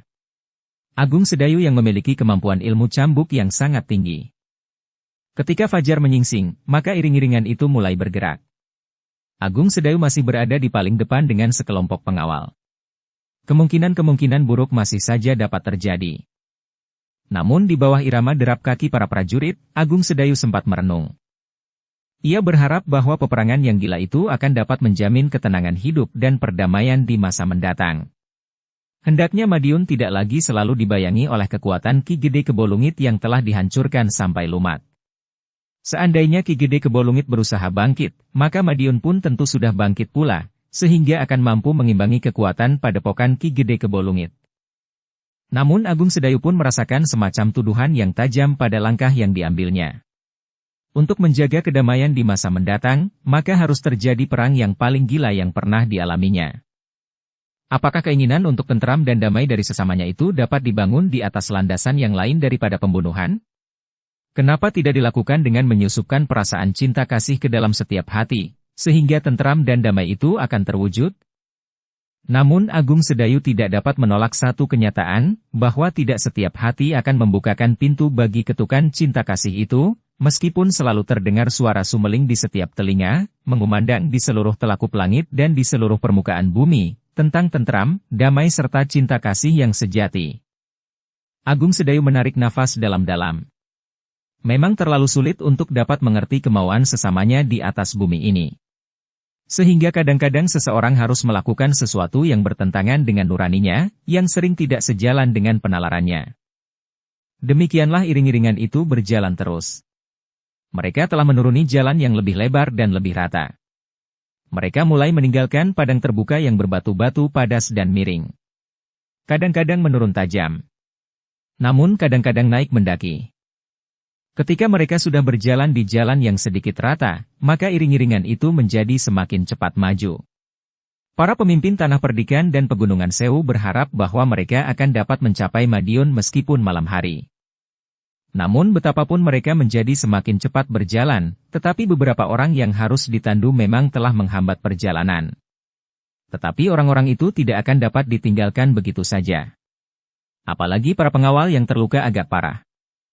Gelagah Putih yang berjalan di sebelah Ki Gede Menoreh bersama dengan Prastawa, setiap kali harus memperhatikan keadaan Ki Gede. Luka-lukanya memang sudah semakin baik. Kekuatannya pun sudah berangsur pulih. Namun goncangan perasaannya ternyata telah membuat keadaannya seakan-akan menyusut kembali. Kepalanya terasa pening dan tulang-tulangnya terasa nyeri. Di luar sadarnya Ki Gede telah mengatakannya kepada Prastawa, yang menjadi gelisah dan berbisik pula di telinga Gelagah Putih. Apakah Ki Gede sebaiknya dipersilahkan naik tandu, desis Gelagah Putih. Prastawa termangu-mangu sejenak. Namun kemudian ia pun berkata, "Aku akan mencoba menyampaikannya." Namun Prastawa masih saja ragu-ragu. Ia mengerti bahwa pamannya tidak akan begitu saja menerima pendapat itu. Namun menilik keadaannya, pamannya memang menjadi semakin lemah. Selain goncangan perasaan yang mencengkamnya di saat-saat terjadi pertempuran yang buas antara para pengawal dengan para pengikut Wira Bledek, sisa-sisa pengikut Ki Gede Kebolungit dan para tawanan yang sempat disentuh api sehingga menyala tidak terkendali, ternyata bahwa kesehatan Ki Gede Menoreh memang masih belum pulih sepenuhnya. Perjalanan yang panjang sangat berpengaruh atas keadaannya. Sementara itu matahari yang memanjat langit semakin tinggi, panasnya bagaikan membakar kulit. Namun iring-iringan itu berjalan terus. Kuda-kuda beban pun mulai merasa haus. Dengan demikian, maka para pemimpin pasukan Tanah Perdikan menoreh dan Pegunungan Sewu kemudian merasa perlu untuk menghentikan perjalanan itu, agar para pengawal dan kuda-kuda beban yang terdapat dalam iring-iringan itu sempat beristirahat. Ketika mereka menemukan tempat yang paling baik di tepi hutan yang sejuk karena pepohonan yang tumbuh dengan lebatnya, maka iring-iringan itu telah berhenti. Sebagian dari iring-iringan itu berada di padang perdu di pinggir hutan itu, sedangkan yang lain berlindung di bawah bayangan pohon-pohon yang berdaun lebat di pinggir hutan itu. Para pengawal itu sama sekali tidak menjadi cemas terhadap binatang-binatang buas yang ada di dalam hutan itu. Bahkan sekelompok serigala sekalipun, karena jumlah para pengawal itu pun cukup banyak. Selama beristirahat, maka kuda-kuda beban itu sempat minum dari sebuah parit yang berair jernih. Kemudian makan rumputan hijau yang nampaknya begitu segar. Namun para pengawal tidak dapat menikmati makan dan segarnya minuman, karena mereka mengerti bahwa tidak ada sebutir beras pun yang masih tersisa, kecuali rebung yang direbus dengan garam dan gula. Meskipun mereka merasa bahwa perut mereka mulai mengganggu justru saat mereka beristirahat, namun mereka harus bertahan sampai mereka memasuki barak-barak di Madiun. Mereka pun tidak dapat memperhitungkan, apakah di Madiun mereka akan segera dapat mengurangi perasaan lapar dengan cara apapun juga. Justru karena itu, maka para pengawal itu berharap bahwa mereka segera melanjutkan saja perjalanan mereka, agar mereka dapat melupakan gejolak di dalam perut mereka. Tetapi Prastawa menjadi semakin cemas tentang pamannya. Karena itu, ia telah berbicara dengan Agung Sedayu, Gelagah Putih yang selalu mendampingi Ki Gede, dan Ki Demang Selagilang. Apakah kita akan segera berangkat lagi? Justru keadaan Ki Gede menjadi semakin kurang baik, bertanya Prastawa. Agung Sedayu menarik nafas dalam-dalam. Sementara itu Ki Demang bertanya. Mana yang lebih baik, kita segera sampai ke Madiun atau kita beristirahat lebih lama? Ada beberapa hal yang harus kita pikirkan, berkata Agung Sedayu. Keadaan Ki Gede sekaligus keadaan para pengawal. Kita sudah tidak mempunyai persediaan apapun lagi bagi mereka. Ki Demang mengangguk-angguk. Sementara Prastawa berbeda. Ya. Para pengawal memang sudah menjadi gelisah. Bagaimana jika Ki Gede kita persilahkan naik tandu jika keadaannya memburuk lagi, bertanya Gelagah Putih. Yang lain mengangguk-angguk. Agaknya itu adalah satu-satunya jalan. Perjalanan mereka, agar mereka dapat melupakan gejolak di dalam perut mereka. Sebaiknya Kakang Agung Sedayu dan Ki Demang sajalah yang menyampaikannya kepada Ki Gede, berkata Gelagah Putih kemudian. Agung Sedayu menarik nafas dalam-dalam. Namun ia pun harus melakukannya bersama Ki Demang. Apa boleh buat, berkata Agung Sedayu.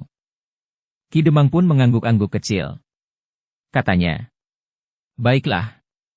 Aku akan mencobanya. Dengan demikian maka kedua orang itu pun kemudian telah menemui Ki Gede yang beristirahat di bawah sebatang pohon yang rindang di hutan perdu itu. Menurut pengamatan Agung Sedayu dan Ki Demang, maka keadaan Ki Gede memang memburuk. Sementara itu tabib yang merawatnya telah berbuat segala sesuatu yang terbaik bagi Ki Gede. Namun tabib itu pun mengerti sebagaimana Agung Sedayu dan Ki Demang Selagilang, bahwa peristiwa yang terjadi di padang terbuka itu telah mengejutkannya. Ki Gede yang melihat Agung Sedayu dan Ki Demang mendekatinya itu pun segera tanggap. Mereka memang sudah cukup lama beristirahat. Karena itu, memang sudah waktunya mereka meneruskan perjalanan. Karena itu, sebelum Agung Sedayu dan Ki Demang mengatakan sesuatu, Ki Gede telah bangkit dan duduk.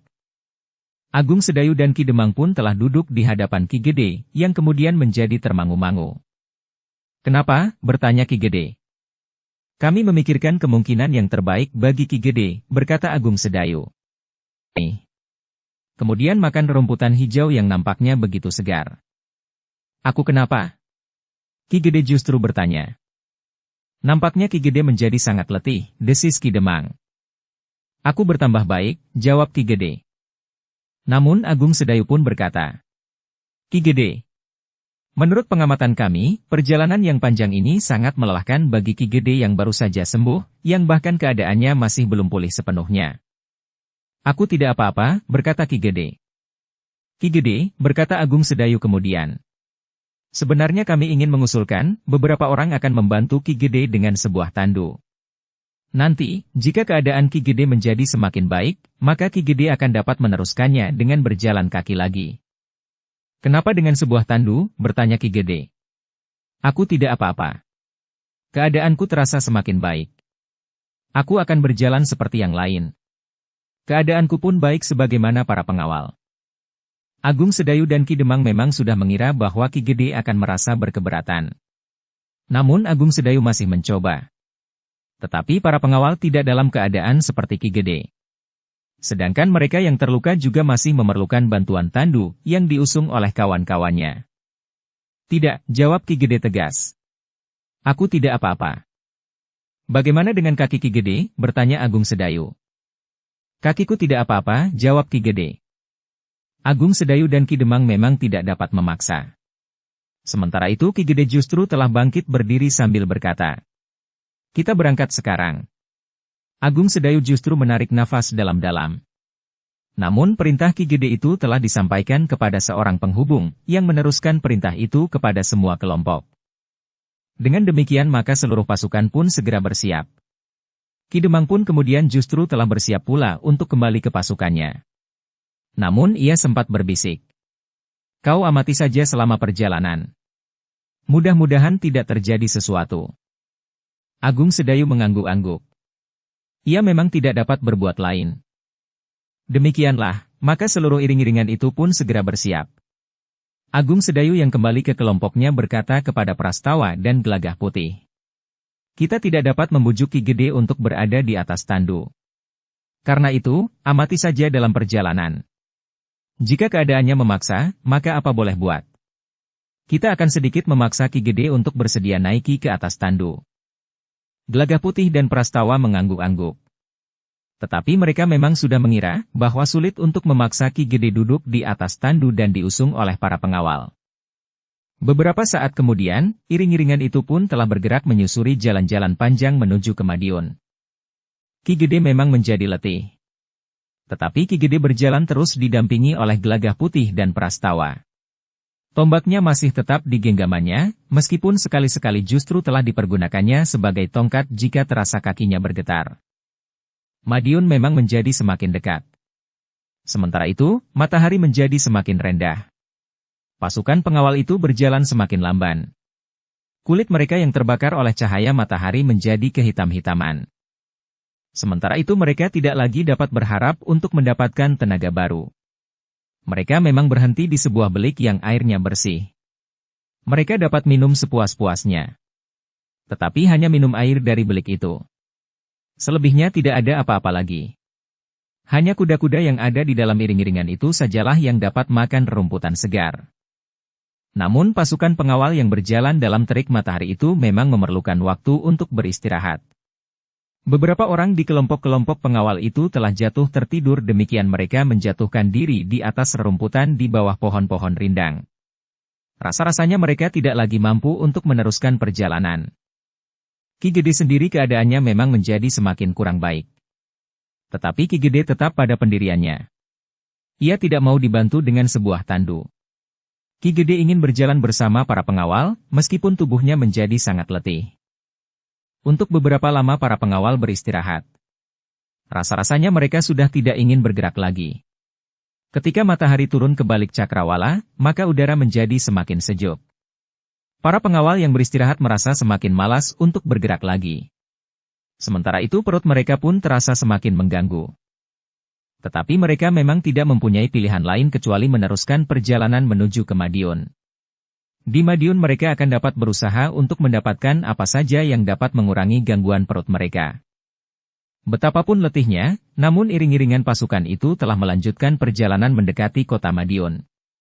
Kota yang telah menjadi semakin dekat itu rasa-rasanya masih terlalu jauh. Apalagi mereka yang sedang mendapat giliran untuk memanggul tandu. Rasa-rasanya tidak ada lagi minat untuk melangkahkan kaki. Dengan demikian maka iring-iringan itu berjalan semakin lamban. Sementara Ki Gede sendiri sudah tidak dapat lagi berjalan agak cepat.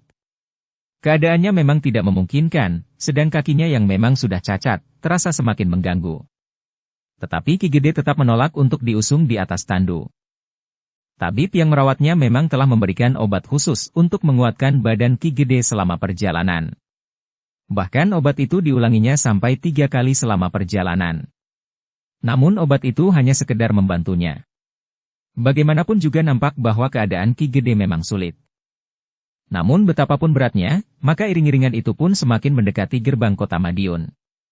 Agung Sedayu dan Ki Demang telah minta Ki Gede untuk naik kuda jika menolak untuk diusung dengan tandu.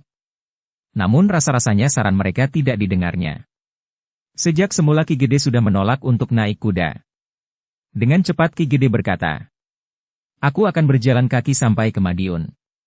Seperti para pengawal yang lain, Agung Sedayu hanya dapat menarik nafas dalam-dalam. Tetapi ternyata sikap Ki Gede itu telah memberikan nafas kepada para pengawal yang juga merasa sangat letih. Akhirnya Agung Sedayu, Ki Demang Selagilang dan para pemimpin pasukan itu, termasuk penunjuk jalan yang telah dipersiapkan sebelumnya, yang ternyata mempunyai kaitan dengan perguruan Ki Gede Kebolungit sehingga mempermudah tugasnya, serta para pemimpin yang lain, menyadari bahwa apa yang dilakukan oleh Ki Gede itu mempunyai arti yang sangat tinggi. Justru karena Ki Gede yang masih belum pulih seutuhnya itu menempuh perjalanan dengan berjalan kaki betapapun letih dan lemahnya, maka para pengawal pun telah melakukannya pula dengan hati yang tetap tegar. Meskipun mereka menjadi sangat lelah dan perut terasa lapar, namun mereka tidak mengeluh. Mereka melihat Ki Gede yang sudah menjadi semakin tua itu pun melakukan hal yang sama.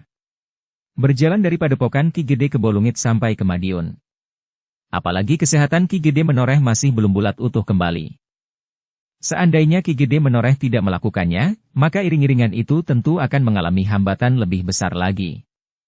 Para pengawal tentu akan mengeluh. Mereka akan kehilangan ketegaran jiwa dan merasa menjadi sangat letih. Bahkan sangat lapar, sehingga mereka akan merasa segan untuk melanjutkan perjalanan mereka. Tetapi karena Ki Gede Menoreh yang tua dan lemah karena luka-lukanya itu berjalan juga dari Padepokan Ki Gede Kebolungit, maka para pengawal itu pun telah melakukannya pula. Namun Ki Gede Menoreh memang telah memaksa diri. Sebenarnya wadah Ki Gede kurang mendukung tekadnya yang besar, yang pengaruhnya telah menyentuh hati setiap pengawal yang hampir kehilangan gairah untuk menyelesaikan perjalanan mereka. Dengan memandang Ki Gede Menoreh yang lemah, maka para pengawal itu telah menguatkan dirinya berjalan sampai tujuan. Madiun. Demikian iring-iringan itu di malam buta mendekati pintu gerbang Madiun, maka tiba-tiba saja ketika seorang berteriak bahwa mereka telah sampai ke batas kota, maka para pengawal itu telah menyahut dengan sorak yang gemuruh. Para penghuni padukuhan di perbatasan itu telah terkejut. Beberapa orang telah menjenguk dari regol rumahnya. Ternyata mereka melihat sebuah iring-iringan yang agaknya sepasukan pengawal yang hendak memasuki pintu gerbang. Para petugas di pintu gerbang telah menghentikan pasukan itu. Para petugas yang terdiri dari para prajurit Mataram yang memang ditinggalkan di Madiun bersama beberapa orang prajurit Madiun. Ketika mereka melihat Agung Sedayu berdiri di hadapan mereka, maka para petugas itu pun segera mempersilahkan mereka meneruskan perjalanan memasuki kota Madiun. Agung Sedayu yang berjalan di paling depan telah membawa seluruh pasukan itu ke barak yang pernah dipergunakan oleh para pengawal Tanah Perdikan Menoreh sebelum mereka berangkat ke Padepokan Ki Gede Kebolungit. Ternyata barak itu memang belum dipergunakan. Yang ada di barak itu hanyalah beberapa orang petugas yang menjaga dan memelihara barak yang kosong itu. Sehingga dengan demikian, maka seluruh iring-iringan telah dibawa masuk ke halaman barak itu. Lampu-lampu pun segera dipasang di tempat-tempat yang sebelumnya gelap. Obor telah menyala pula di seketheng dan di halaman belakang. Dengan cepat Prastawa telah membagi tugas. Demikian pula para pengawal dari Pegunungan Sewu. Selebihnya, telah masuk ke ruang yang manapun, atau bahkan begitu saja berbaring di pendapa, di peringgitan dan di serambi, tanpa sehelai tikar pun. Ki Gede Menoreh memang menjadi sangat letih. Agung Sedayu dan Ki Demang Selagilang telah mempersilahkan beristirahat di ruang dalam. Semula Ki Gede memang masih ingin menunda. Ia ingin melihat keadaan seluruh pasukan yang letih itu. Namun tabib yang merawatnya pun telah sedikit memaksanya agar Ki Gede beristirahat dengan sebaik-baiknya di ruang dalam. Pasukan ini telah sampai ke tujuan Ki Gede, berkata tabib yang merawatnya. Ki Gede pun akhirnya telah mengikuti petunjuk tabib itu, dan diikuti oleh Prastawa dan Gelagah Putih masuk ke ruang dalam. Bahkan kemudian Ki Gede pun bersedia untuk berbaring di sebuah amben yang besar yang berada di ruang tengah, ditunggui oleh tabib yang merawatnya. Sementara para pemimpin yang lain telah sibuk mempersiapkan segala sesuatunya. Mengatur penjagaan dan menempatkan orang-orang yang terluka. menempatkan para tawanan, dan menugaskan kepada bagian perbekalan untuk mengurus makan dan minum seluruh pasukan yang letih dan kelaparan itu. Beberapa orang petugas telah berusaha menghubungi para petugas yang berada di kota. Memang agak sulit, karena di malam hari tidak mudah untuk bertemu dengan orang-orang yang bertanggung jawab, bukan sekedar petugas yang menunggui lumbung-lumbung padi dan beras. Namun para petugas yang baru datang dan merasa sangat letih itu menjadi tidak sabar. Ketika 2 kali ia mondar-mandir mencari orang-orang yang dapat membuka lumbung dan mengeluarkan beberapa pikul beras tidak juga diketemukan, sedangkan orang yang lain menolak untuk datang ke lumbung dan minta agar petugas yang berusaha mendapatkan beras itu datang di keesokan harinya, maka mereka telah mengambil langkah sendiri. Beberapa orang petugas yang letih, dan bukan saja diri mereka sendiri yang menjadi lapar, tetapi seluruh pasukan telah menjadi lapar, maka mereka tidak lagi sempat membuat pertimbangan-pertimbangan lagi. 5 orang di antara mereka telah kembali ke lumbung, sedang 2 orang memberikan laporan kepada Agung Sedayu tentang niat ke-5 orang yang pergi ke lumbung, untuk mengambil sendiri beras bagi pasukan yang letih dan lapar itu.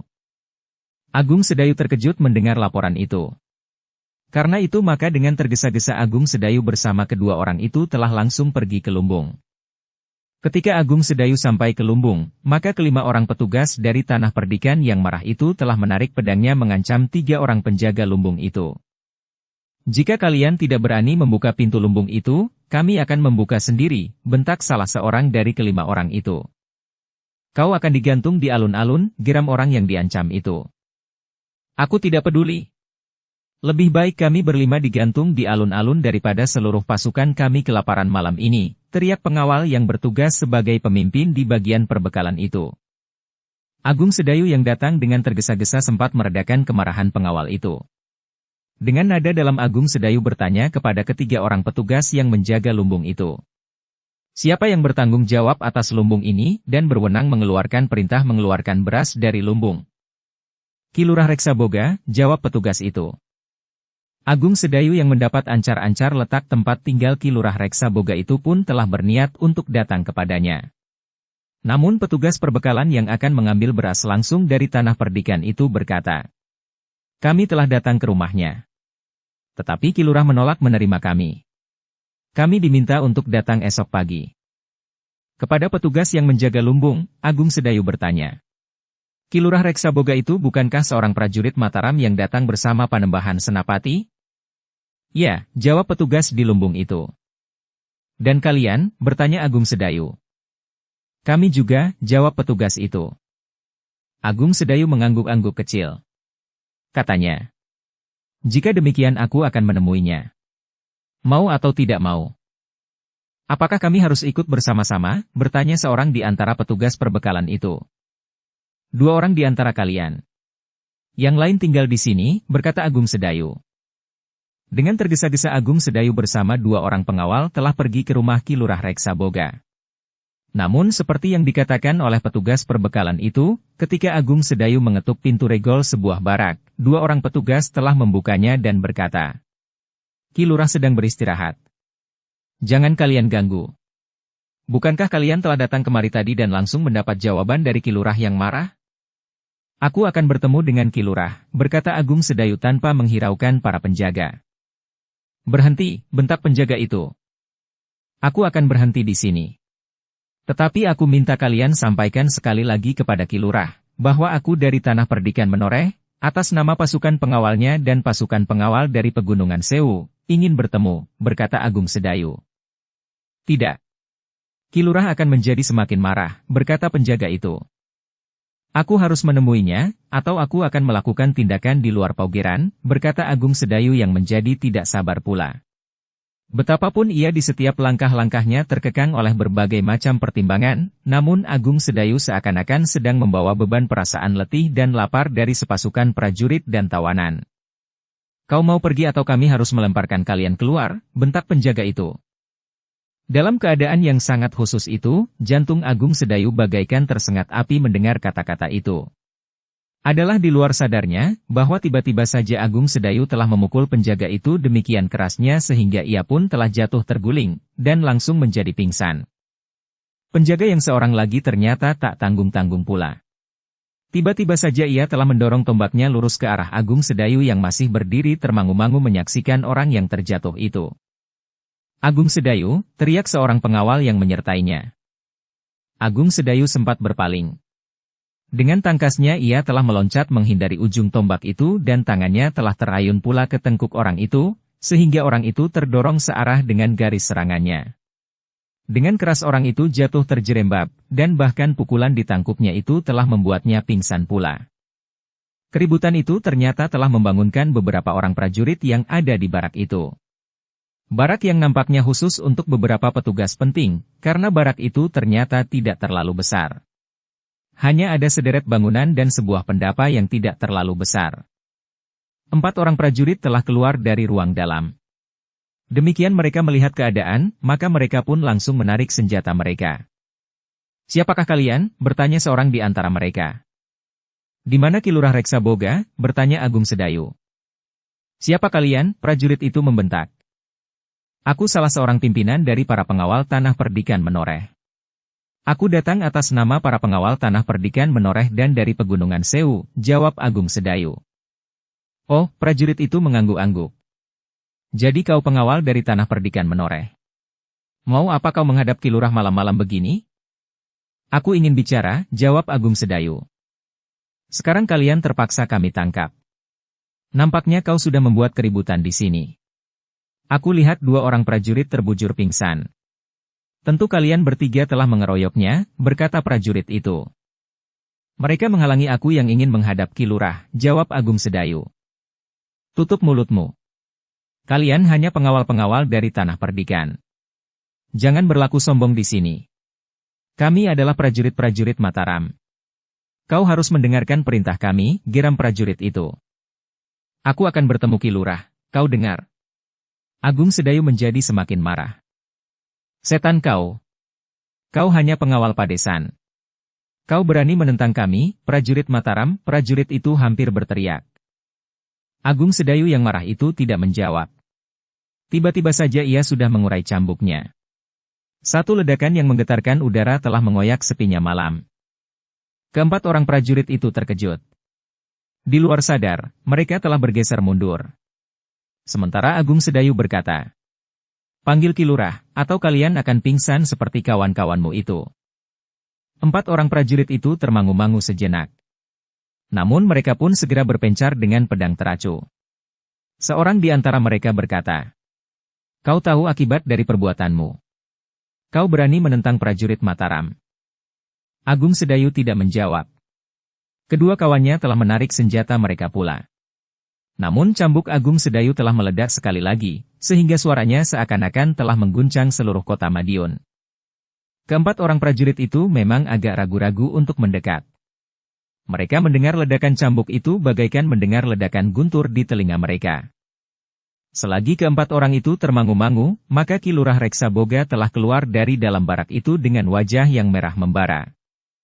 "Siapa lagi yang mencoba mengganggu aku?" teriak Ki Lurah. Agung Sedayu yang masih menggenggam cambuknya melangkah mendekat sambil bertanya, "Apakah kau Ki Lurah Reksa Boga?" "Ya. Aku adalah Ki Lurah Reksa Boga," jawab orang itu. Lalu ia pun telah bertanya, "Kau siapa? Apakah kau orang Tanah Perdikan Menoreh seperti orang-orang yang telah aku usir sebelumnya?" "Ya. Aku orang Tanah Perdikan Menoreh," jawab Agung Sedayu. "Kau mau apa? Sekarang kau pun harus pergi. Jika kau ingin mengurus beras bagi pasukanmu, datang besok setelah matahari naik." "Aku tidak dapat melayanimu malam-malam seperti ini," bentak Ki Lurah. Tetapi seorang prajuritnya berkata, "Ia tidak dapat pergi begitu saja. Orang-orang itu harus ditahan." Mereka telah membuat kedua orang prajurit yang bertugas menjadi pingsan. Mereka telah mengeroyok kedua prajurit itu. "Setan kau," geram Ki Lurah. "Kau tahu arti dari perbuatanmu itu, heh?" "Cukup," bentak Agung Sedayu. "Kami memerlukan beras. Beri perintah kepada orang-orangmu yang berada di lumbung untuk mengeluarkan beras 10 pikul. Aku memerlukannya malam ini. Bahkan sekarang." "Apakah kau sudah gila? Buat apa beras 10 pikul, heh? Apakah kau akan memberi makan seluruh kota ini?" teriak Ki Lurah. Lalu perintahnya kepada keempat prajurit itu. Jika mereka memang sudah membuat onar di sini, tangkap mereka. Namun sekali lagi gerakan keempat orang prajurit itu terhambat oleh ledakan cambuk Agung Sedayu. Dengan lantang ia berkata, "Aku memerlukan beras. Jangan membuat kami semakin marah. Pasukan kami baru datang dari Padepokan Kebolungit dalam keadaan parah dan lapar. Kami membawa sejumlah tawanan dan kami memerlukan beras sekarang. Tangkap mereka," teriak Ki Lurah. Tetapi sambil meledakkan cambuknya, Agung Sedayu berkata, "Siapa mendekat lebih dahulu, akan aku koyakkan dadanya." Tetapi Ki Lurah tertawa. Katanya, "Suara cambukmu yang melengking itu tidak lebih dari suara cambuk gembala di padang rumput." Jantung Agung Sedayu berdentang. Dengan demikian maka ia menyadari bahwa Ki Lurah itu tentu termasuk orang berilmu yang dapat menilai ledakan cambuknya. Karena itu, maka sekali lagi Agung Sedayu menghentakkan cambuknya. Tidak meledak. Bahkan hampir tidak bersuara. Tetapi getaran cambuk itu telah langsung menyusup dan mengguncang isi dada Ki Lurah Reksaboga. Ki Lurah terkejut. Dengan demikian ia menyadari bahwa orang bercambuk itu tentu orang yang memiliki ilmu yang tinggi. Karena itu, maka ia harus berhati-hati menghadapi orang muda itu. Bahkan dengan hati-hati Ki Lurah itu bertanya, "Apakah kau Agung Sedayu dari Tanah Perdikan Menoreh?" "Ya," jawab Agung Sedayu. "Kau kenal namaku?" "Para prajurit Mataram memang sudah banyak yang aku kenal, karena aku memang sering berada di Mataram. Aku belum mengenalmu meskipun aku pernah mendengar namamu." "Aku memang prajurit Mataram, tetapi aku berasal dari Pajang," berkata Ki Lurah Reksaboga. "Nah, sekarang bagaimana dengan beras itu?" "Kau boleh pilih, Ki Lurah. Kau keluarkan 10 pikul beras untuk malam ini, atau kami akan mengambilnya sendiri tanpa menunggu perintahmu," berkata Agung Sedayu. "Kau melanggar paugeran keprajuritan. Kau tahu akibatnya jika hal ini didengar oleh Pangeran Singasari atau Pangeran Mangkubumi," jawab Ki Lurah. "Aku tahu. Tetapi aku akan mempertanggungjawabkan bukan saja kepada Pangeran Singasari atau Pangeran Mangkubumi. Tetapi aku akan mempertanggungjawabkan kepada Panembahan Senapati atau kepada Ki Patih Mandaraka," berkata Agung Sedayu. "Juga tentang kedua orang prajurit yang pingsan itu, atau bahkan lebih dari itu, jika aku terpaksa melakukannya. Seharusnya aku mengerti bahwa aku tidak boleh berbuat seperti itu. Tetapi seharusnya Ki Lurah juga mengerti keadaan pasukanku yang baru datang dari Padepokan Kebolungit di kaki Gunung Wilis." Ki Lurah termangu-mangu sejenak. Namun kemudian katanya, "Tetapi kenapa sampai 10 pikul? Berapa orang yang akan makan? Kami persilahkan Ki Lurah datang ke barak kami, atau kami bawa seluruh pasukan kami yang letih dan lapar itu kemari? Ki Lurah akan dapat menghitung ujung senjata pasukan kami, sehingga Ki Lurah akan tahu jumlah orang di dalam pasukan kami. Masih ditambah pula dengan para tawanan yang kami bawa," jawab Agung Sedayu. Lalu katanya pula, "Sebagian dari kami telah terluka. Bahkan ada di antaranya yang parah yang harus kami bawa dengan tandu. Sehari kami tidak sempat makan karena memang sudah tidak ada persediaan beras sama sekali. Jika malam ini kami tidak mendapat beras, maka lumbung itu akan kami bongkar.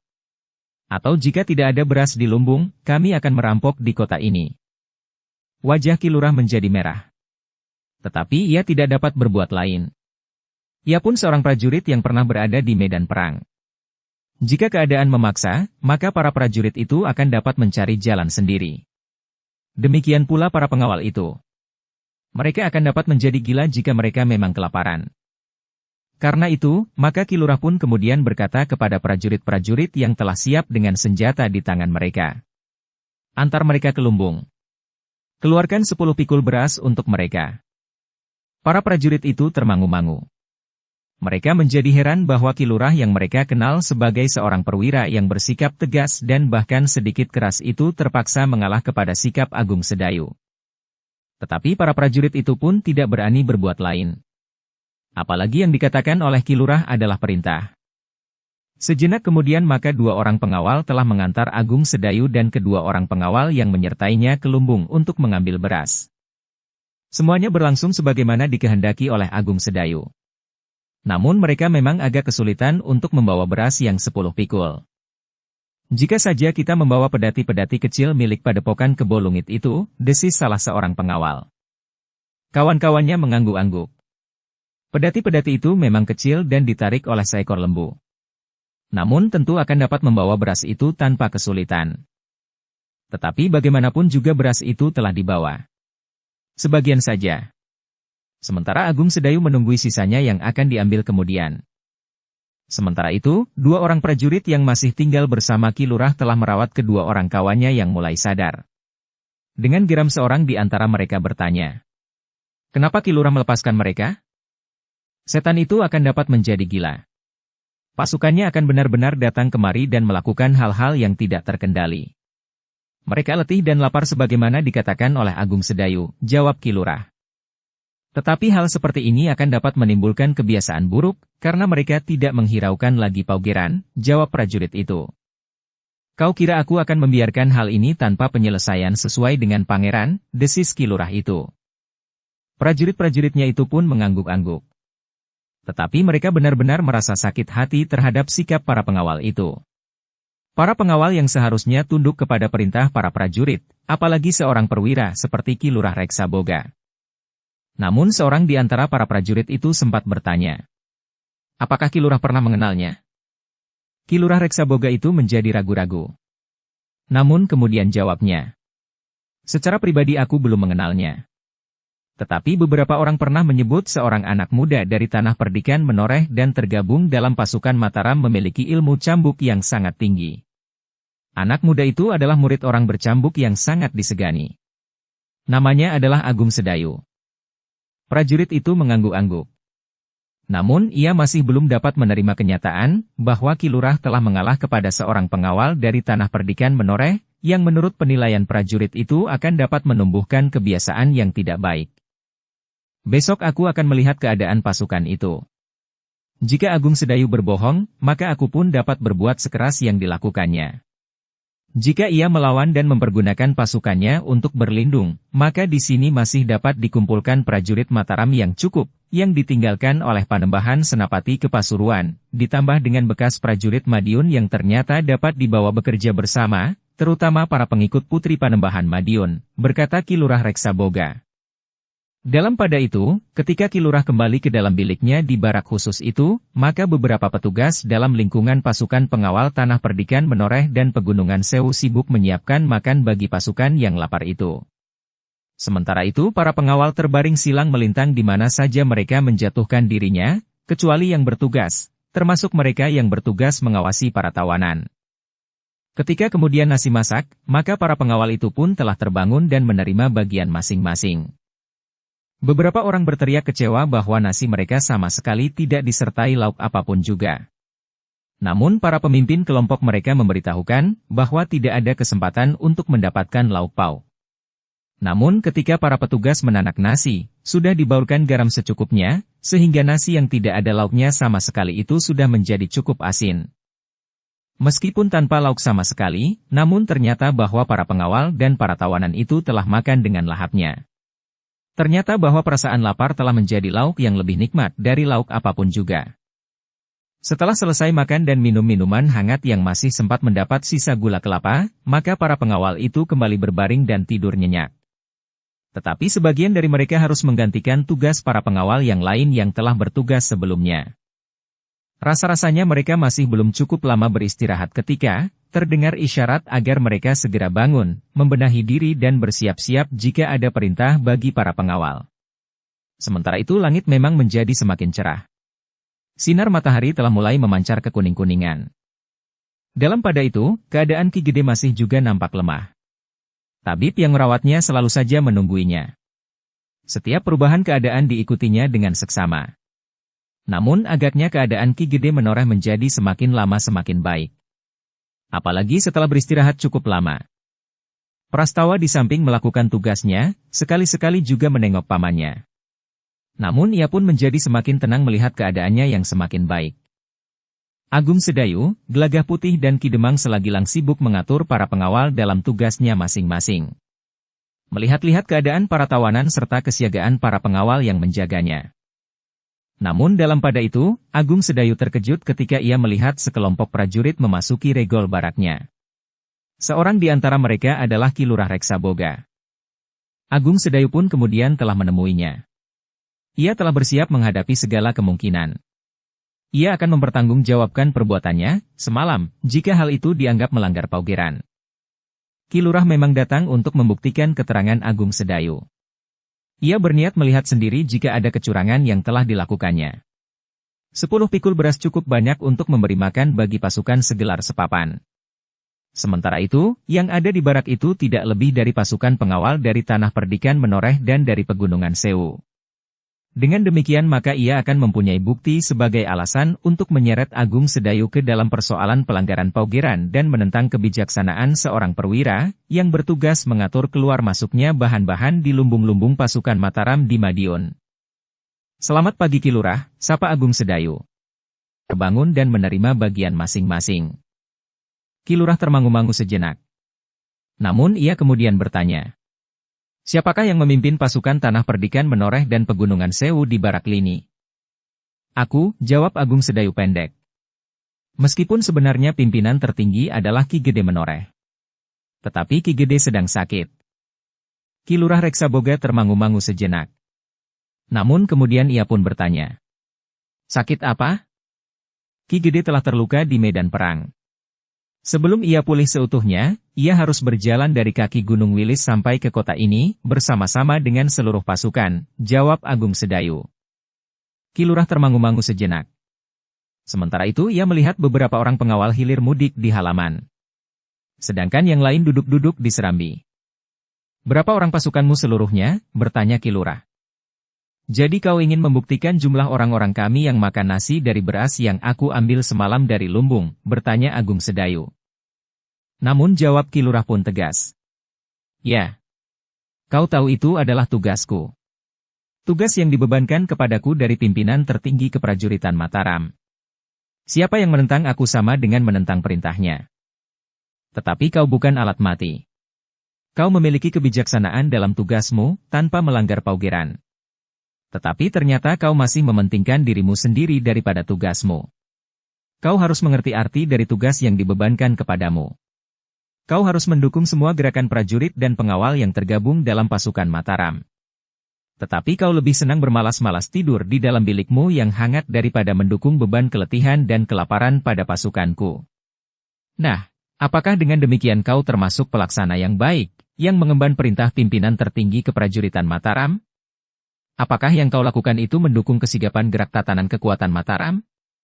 Jika dalam keadaan lapar dan letih, gerombolan musuh datang untuk membebaskan kawan-kawannya yang tertawan, siapa yang bertanggung jawab jika kami gagal mempertahankannya karena kami sudah tidak bertenaga lagi? Jawab Agung Sedayu. Ki Lurah itu termangu-mangu sejenak. Namun katanya, tetapi bukan berarti bahwa setiap orang dapat merampok lumbung kami. Bukankah kau yang mengeluarkan perintah untuk memberikan beras itu kepadaku? Ki Lurah, lihatlah pasukan kami. Hari ini kami memerlukan beras lagi. Bukan hanya beras, tetapi dengan keperluan-keperluan lain.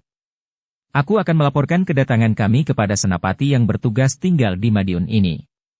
Semuanya yang sudah aku lakukan akan aku pertanggungjawabkan, geram Agung Sedayu. Lalu katanya, sekarang aku persilahkan Ki Lurah melihat keadaan pasukanku. Sudah cukup, berkata Ki Lurah. Belum. Ki Lurah hanya melihat orang-orang yang berkeliaran di halaman, yang jumlahnya tidak seberapa dibandingkan dengan seluruh pasukan kami, berkata Agung Sedayu. Sudah cukup, potong Ki Lurah. Belum, sahut Agung Sedayu. Jika Ki Lurah benar-benar ingin menilai kekuatan pasukan kami dengan benar, serta melihat keadaan kami yang sebenarnya, maka Ki Lurah tidak akan hanya berdiri saja di halaman ini. Ki Lurah termangu-mangu sejenak. Lalu berkata Agung Sedayu pula. Ki Lurah, aku persilahkan mengikuti aku. Bersambung ke bab 371. Dukung kami dengan subscribe, follow, like, komen dan share. Terima kasih.